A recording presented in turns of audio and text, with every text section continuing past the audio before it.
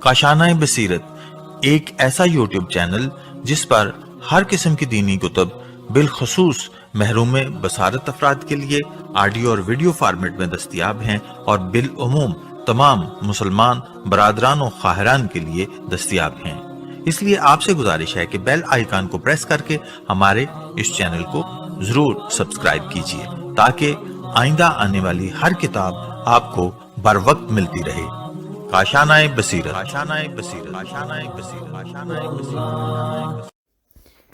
اعوذ باللہ من الشیطان الرجیم، بسم اللہ الرحمن الرحیم۔ کاشانۂ بصیرت یوٹیوب چینل کے بابصیرت سامعین السلام علیکم۔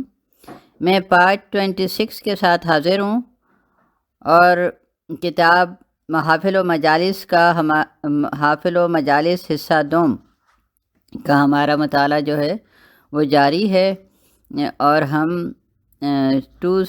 صفحہ 271 تک پہنچ چکے ہیں۔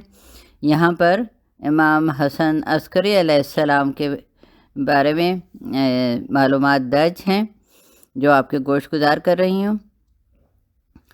اسم مبارک حسن، لقب عسکری اور ذکی، کنیت ابو محمد صلی اللہ علیہ وآلہ وسلم، والد ماجد امام علی نقی علیہ السلام، اور والدہ ماجدہ جناب سوسن، اور ولادت ہے 10 ربیع الثانی 232 ہجری جمعہ مدینہ منورہ، اور شہادت 8 ربیع الاول 260 ہجری، عمر مبارک 28 سال، قبر مطہر سامرا۔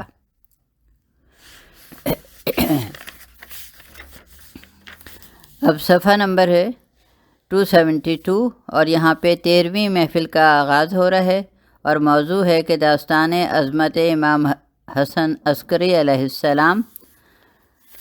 بسم اللہ الرحمن الرحیم، الحمد للہ رب العالمین، والصلاة والسلام علی سید الانبیاء والمرسلین، خاتم النبیین سیدنا و مولانا ابی القاسم محمد وآلہ الطیبین الطاہرین،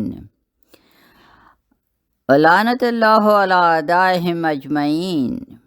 اما بعد، فقد قال اللہ الحکیم فی کتابہ الکریم، بسم اللہ الرحمن الرحیم، ان علینا للہدی وان لنا للآخرۃ والأولی۔ مالک کائنات کا ارشاد ہے، بے شک ہدایت کی ذمہ داری ہمارے اوپر ہے اور دنیا اور آخرت کا اختیار ہمارے ہاتھوں میں ہے۔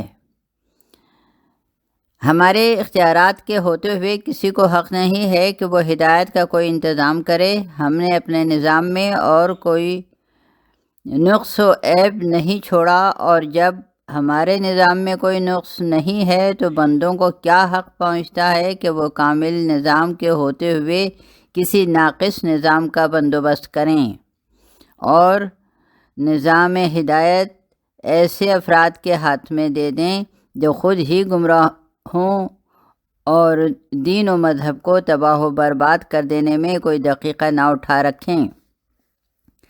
اگلا پیراگراف، تاریخ اسلام گواہ ہے کہ دنیا والوں نے جب بھی ہادی اور رہنما بنایا تو اس سے فساد کے علاوہ کوئی خیر دیکھنے میں نہیں آیا۔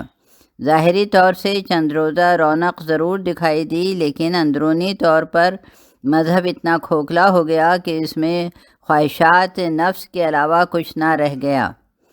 انتہا یہ ہے کہ بندگی بھی خواہشات نفس کی ممنون کرم ہو گئی، اور کسی نے شوق بندگی میں صبح کی 4 رکعت نماز پڑھا دی، کسی نے جوش عبادت میں بدھ ہی کے دن جمعے کی نماز پڑھا دی، اور کسی نے رات بھر کے لیے مستقل نماز ایجاد کر دی، کسی نے نئے قسم کا روزہ نکال دیا، کسی نے جدید انداز کا حج ایجاد کر دیا، اور اس میں سے طواف النساء غائب کر دیا۔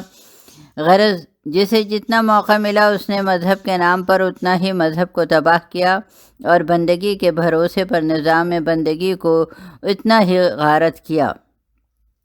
صفحہ نمبر ہے 273 اور اگلا پیراگراف ہے کہ علماء اسلام کے حوصلے اس قدر بلند ہو گئے کہ فتووں میں ایک نیا رخ پیدا ہو گیا۔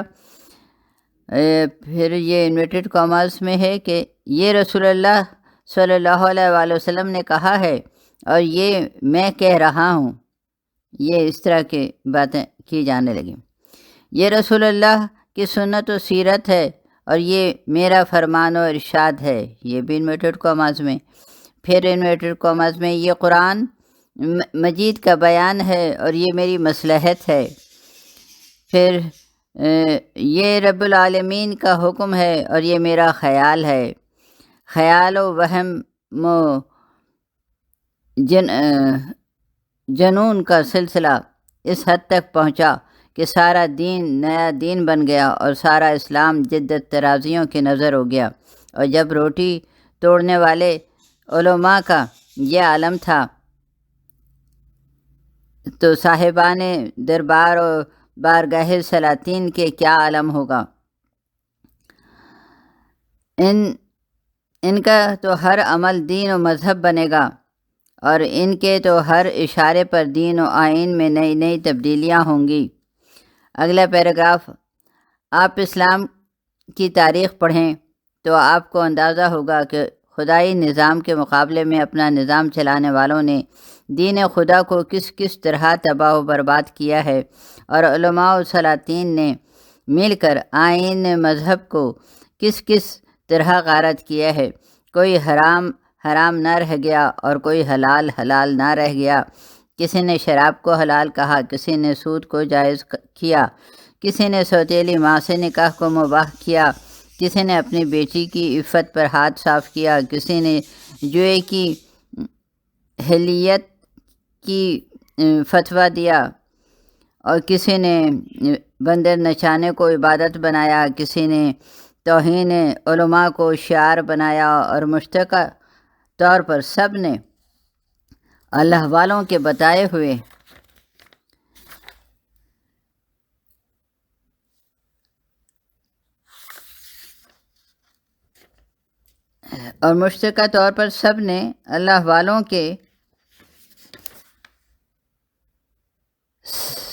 اللہ والوں کے ستانے کو عظیم عبادت کا درجہ دے دیا۔ اگلا پیراگراف ہے 274۔ بادشاہ وقت اور قاضی دربار ہر فریضے سے غافل ہو سکتا ہے لیکن اس فریضے سے غافل نہیں ہو سکتا۔ قدرت نے بھی طے کر لیا کہ تم ستاتے جاؤ، ہم بناتے جائیں گے، اور ایک دن آئے گا کہ جب تم بھی اس کی چوکھٹ پر سجدہ کرتے ہوئے نظر آؤ گے۔ ہم نے اپنے نمائندوں کو تخت و تاج نہیں دیا، لیکن وہ جوہر علم و صداقت دیا ہے کہ جب مذہب پر کوئی وقت پڑے گا اور اقتدار کی چولیں ہلتی ہوئی نظر آئیں گی تو تم اسی کی چوکھٹ پر سجدہ کرتے ہوئے دکھائی دو گے۔ تاریخ میں ایک دو واقعات نہیں ہیں، بے شمار واقعات ہیں جن سے اندازہ ہو جاتا ہے کہ سلاطین دنیا نے مذہب کے نام پر اپنا نظام قائم تو کر لیا، لیکن جب کوئی مشکل آن پڑی تو سوائے اللہ والوں کی چوکھٹ پر جبین سائی کرنے کے کچھ بن نہ پڑی۔ کیا تاریخ اس حقیقت کو بھلا دے گی کہ اسحاق کندی نے اسی اسلامی ذوق کا سہارا لے کر الفاظ قرآن کے نئے نئے معنی تراش کر ایک پوری کتاب تیار کر دی، اور اس کا موضوع یہ قرار دیا کہ قرآن مجید کے بیانات میں بے حد تضاد ہے، اور وہ ایک مقام پر کچھ کہتا ہے اور دوسرے مقام پر کچھ کہتا ہے۔ کہیں دو مقامات پر بیانات میں اتحاد اور یک رنگی نہیں ہے، اور ہونا بھی نہیں چاہیے۔ جب 23 برس میں مسلسل نازل ہوا ہے تو کسے یاد رہتا ہے کہ 23 برس پہلے کیا کہا تھا اور اب کیا کہہ رہا ہوں؟ جو جس وقت سمجھ میں آیا بیان کر دیا، اور جس آیت کی جس وقت مصلحت دکھائی دی نازل کر دی۔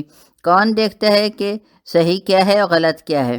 سب تو ماننے والے اور ایمان لانے والے ہیں، انہیں کہاں ہوش ہے کہ صحیح اور غلط پر نگاہ کریں اور یہ دیکھیں کہ بیانات میں تضاد اور اختلاف ہے۔ صفحہ نمبر ہے 275۔ جس قرآن کا یہ دعویٰ تھا کہ اگر یہ قرآن غیر خدا کے ہاتھ سے ہوتا تو اس میں اختلاف کثیر ہوتا، اسی قرآن میں اختلاف نکال لیا گیا اور حکومت وقت تماشا دیکھتی رہی، علماء حیران رہے، عوام گمراہ ہوتے رہے، عزت قرآن خطرے میں پڑی، آبرو اسلام جاتی رہی، صداقت الہی پر حرف آتا رہا، لیکن حکومت تماشائی بنی رہی۔ کرے بھی تو کیا کرے؟ کس کے پاس اتنا علم ہے کہ اسحاق کا جواب دے سکے اور کس میں اتنا حوصلہ ہے کہ اس کے مقابلے میں آ سکے؟ اب وہ دور بھی نہیں رہا جب تازیانوں سے لوگ چپ کر دیے جاتے تھے۔ اب بھی یہ کام ہوتا اگر تو اسحاق فضائل اہل بیت علیہ السلام میں کوئی آیت یا حدیث بیان کرتا، لیکن اس نے تو عظمت قرآن پر حملہ کیا ہے، اسے سزا دینے کی کیا ضرورت ہے؟ جب ولید قرآن کو پارا پارا کر کے اور اس پر مشق تیر اندازی کر کے خلیفۃ المسلمین ہو سکتا ہے تو کسی دوسرے خلیفہ کو کیا غرض ہے کہ وہ عزت قرآن کا تحفظ کرے؟ یہ حسبنا کتاب اللہ والے ہیں، انی تارکن فیکم الثقلین والے نہیں ہیں۔ اگلا پیراگراف ہے، بالآخر جب فرزند رسول صلی اللہ علیہ وآلہ وسلم امام حسن عسکری علیہ السلام نے دیکھا کہ اب اسلام کی آبرو مٹنا چاہتی ہے تو کندی کے ایک شاگرد سے فرمایا کہ تم اپنے استاد کو اس حماقت سے کیوں نہیں روکتے؟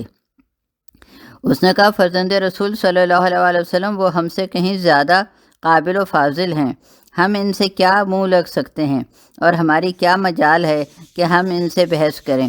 کبھی کبھی یہ قابلیت بھی وبال جان بن جاتی ہے اور زیادہ قابل ہونے کا خیال بھی انسان کو گمراہ کر دیتا ہے، اور سچ بھی ہے، زیادہ کھانے والا اگر ہضم نہ کر سکے تو کالرا ہو جاتا ہے، اور زیادہ کھا لینا کوئی ہنر نہیں ہے، اس کو ہضم کر لینا ہنر ہے، اور دور حاضر میں ہضم کر لینا کوئی کام نہیں ہے۔ اصل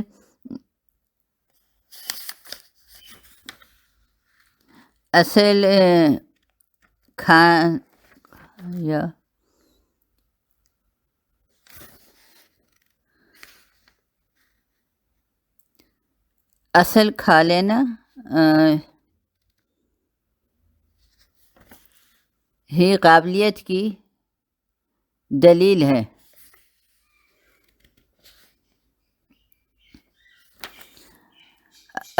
صفحہ نمبر ہے 276۔ اگلا پیراگراف ہے، خیر حضرت نے فرمایا کہ اچھا تم اس سے ایک سوال کر سکتے ہو۔ اس نے کہا، بے شک یہ تو ہمارا کام ہی ہے، ہم برابر سوال کرتے رہتے ہیں اور وہ جواب دیتے رہتے ہیں۔ آپ نے فرمایا کہ اب اس کتاب کا ذکر آئے تو اتنا پوچھ لینا کہ آپ نے آیات کے جو معنی نکال کر تضاد اور اختلاف ثابت کیے ہے، وہ معنی آپ کے ذہن کی ایجاد ہیں یا خدا نے آپ سے بتائے ہیں؟ اگر آپ کے ذہن کی ایجاد ہیں تو خدا کو یہ کہنے کا حق ہے کہ میرے کلام کے معنی نکالنے کا حق آپ کو کہاں سے ملا ہے اور آپ کو کس نے مجاز کیے ہیں، اور جس آیت کی جو معنی چاہیں نکال لیں، اور اگر یہ معنی خدا نے بتائے ہیں تو اس سے آپ سے کب ملاقات ہوئی ہے؟ آپ پر کون سا فرشتہ نازل ہوا ہے جس سے آپ نے یہ معنی بیان کیے ہیں؟ اگلا پیراگراف، شاگرد تیار ہو کر اسحاق کی خدمت میں حاضر ہوا، کہنے لگا، استاد ایک بات سمجھ میں نہیں آتی کہ یہ جو آپ نے قرآن حکیم میں تضاد ثابت کیا ہے وہ آپ کے اپنے نکالے ہوئے معنی میں ہے یا اس کی ذمہ داری خدا پر کیا ہے؟ اور اگر خدا کے بیان کیے ہوئے معنی میں ہے تو اس نے آپ سے کب بیان کیا ہے؟ یہ سننا تھا کہ کندی کے ہوش اڑ گئے۔ کہا، یہ بتاؤ کہ یہ خیال تمہارے ذہن میں کہاں سے آیا؟ شاگرد نے کہا کہ سوچتے سوچتے ایک بات ذہن میں آ گئی، سوچا کہ آپ سے پوچھ لوں۔ اس نے کہا، ناممکن، جو بات تمہارے استاد کے ذہن میں نہیں آئی وہ تمہارے ذہن میں کہاں سے آ سکتی ہے؟ یہ بتاؤ کہ یہ بات کس نے سکھائی ہے؟ اس نے کہا کہ مجھ سے حضرت حسن عسکری علیہ السلام نے بیان کیا ہے۔ یہ سننا تھا کہ کندی اچھل پڑا، کہنے لگا بے شک مسائل اہل بیت رسول صلی اللہ علیہ وآلہ وسلم کے علاوہ بے شک یہ مسائل اہل بیت رسول صلی اللہ علیہ وآلہ وسلم کے علاوہ کوئی نہیں بیان کر سکتا۔ صفحہ نمبر ہے 277۔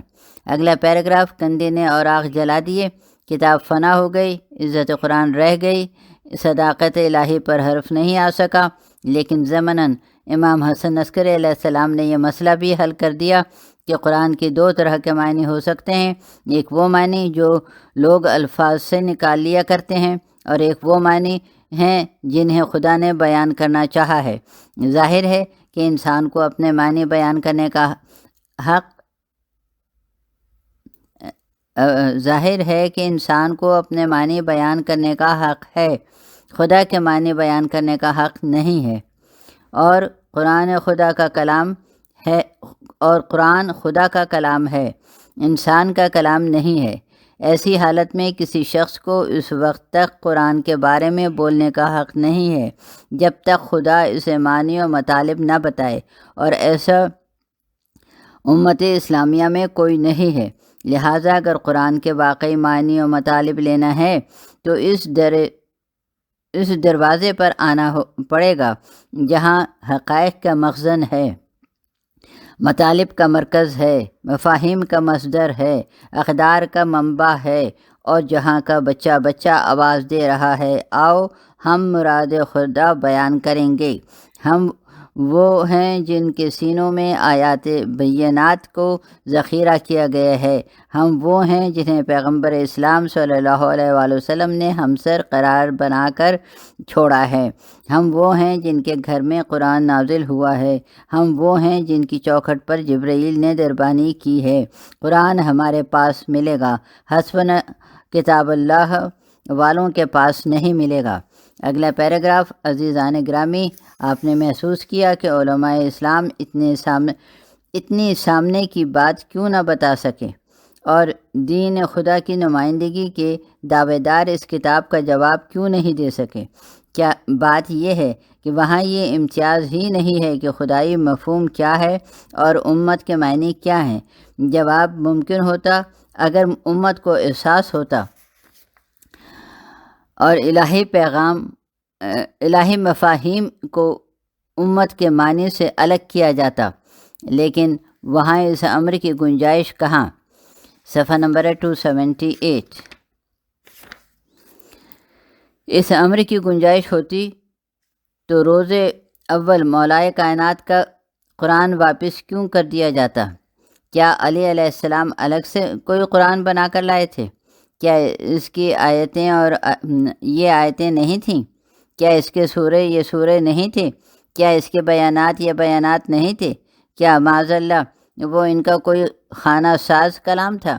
نہیں، کچھ نہیں تھا، فقط قرآن تھا، اور یہی قرآن تھا، یہی سورے تھے، یہی آیتیں تھیں۔ فرق صرف یہ تھا کہ علی علیہ السلام نے ناسخ و منسوخ، عام و خاص، محکم و متشابہ، تفسیر و تعویل سب مقرر کر دیا تھا، اور حکومت کو یہی خطرہ تھا کہ اگر ان کا قرآن لے لیا گیا تو اپنی تفسیر کا راستہ بند ہو جائے گا، اور ہمیں اپنی تفسیر کے بھروسے سے زندگی چلانا ہمیں اپنے تفسیر کے بھروسے پہ زندگی چلانا ہے۔ بہتر یہ ہے کہ روز ازل ہی اس سلسلے کو روک دیا جائے اور قیامت تک کے لیے راحت حاصل کر لی جائے۔ مولائے کائنات نے بھی قرآن کو یہ کہہ کر واپس لے لیا کہ پیغمبر صلی اللہ علیہ وآلہ وسلم نے مجھے ثقلین کی فرد بنایا ہے، میری ذمہ داری ہے کہ میں قرآن کے معنی سمجھا دوں، میں نے اپنا فریضہ ادا کر دیا۔ اب اگر تمہیں گمراہی ہونا ہے اور امت کو تباہی کرنا ہے تو مجھے کوئی جھگڑا بھی نہیں کرنا ہے۔ میری خاموشی سے کم اتنا فائدہ تو ہوگا کہ الفاظ قرآن تمہارے پاس رہ جائیں گے، ورنہ تمہارا کیا بھروسہ، تم الفاظ بھی بدل ڈالو اور ان میں بھی ترمیم کر دو۔ یاد رکھو، اگر یہ الفاظ بھی تمہارے پاس رہ گئے تو میرا کام چلتا رہے گا، بلکہ بہتر طور پر چلے گا۔ کل میرے فضائل بیان ہوتے تو تم کہہ دیتے کہ علی علیہ السلام کا قرآن تھا، علی کے فضائل آ گئے۔ اب تو یہ کہنے کا موقع نہیں ہے، اب تو قرآن تمہارا ہو گیا، تمہارے نام کا مصحف ہے، تمہارے گھر کی کتاب ہے، تمہارا اپنایا ہوا مال ہے۔ لیکن اب میری حکومت دیکھو کہ ہے تمہارا، لیکن آیت تطہیر میری ہی ہے، آیت مباہلہ میری ہی ہے، سورہ دہر میرا ہی ہے، آیت ولایت میری ہی ہے، آیت مودت میری ہی ہے۔ اور یاد رکھو، تم نے مجھے چوتھا مانا ہے تو 1/4 قرآن میرے ہی فضائل میں ہے اور 3/4 میرے دشمنوں کے نقائص و عیوب کے بیان میں ہے۔ صفحہ نمبر ہے 279۔ اگلا پیراگراف، ارباب نظر، یہ ہیں وہ صاحبان علم و کمال جنہیں اللہ نے اپنی طرف سے ہادی اور رہنما بنایا ہے، اور ان کے علم و کمال کی ذمہ داری بھی خود ہی لی ہے۔ ان کے کمالات میں کوئی نقص نکل آئے تو اس کی ذمہ داری ان پر نہ ہوگی، بلکہ اس مالک پر ہوگی جس نے انہیں عالم انسانیت کے لیے ہادی اور رہنما بنایا ہے۔ یہی وجہ ہے کہ ان کی ہر فضیلت کامل اور ان کا ہر کمال مکمل ہوتا ہے۔ یہی امام حسن عسکری علیہ السلام جن کا تذکرہ کر رہا تھا، اگر آپ ان کے کمالات کا جائزہ لیں گے تو آپ کو اندازہ ہوگا کہ اس دور کا کیا ذکر ہے۔ کسی دور میں ایسا صاحب علم و کمال نہیں پیدا ہوا، دین کے مسائل ہوں یا قرآن کی آیات، اس شان سے حل کیا ہے کہ اول و آخر میں کوئی فرق ہی نہیں محسوس ہوتا۔ جو انداز کل پہلے محمد صلی اللہ علیہ وسلم کا تھا، وہی انداز آج اس محمد صلی اللہ علیہ وسلم کا بھی ہے۔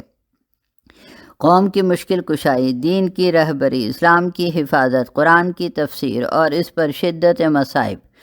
10 ربیع الثانی 232 ہجری کو مدینہ منورہ میں پیدا ہوئے۔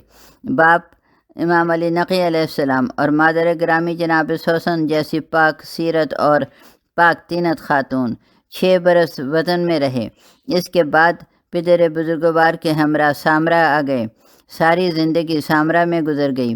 سامرا کا آنا بھی اپنے اختیار میں نہیں تھا، اور اس کے لیے صرف اتنا ہی کہہ دینا کافی ہے کہ آپ کی ولادت باسعادت مدینہ منورہ میں اور متوکل عباسی کے زمانے میں ہوئی تھی۔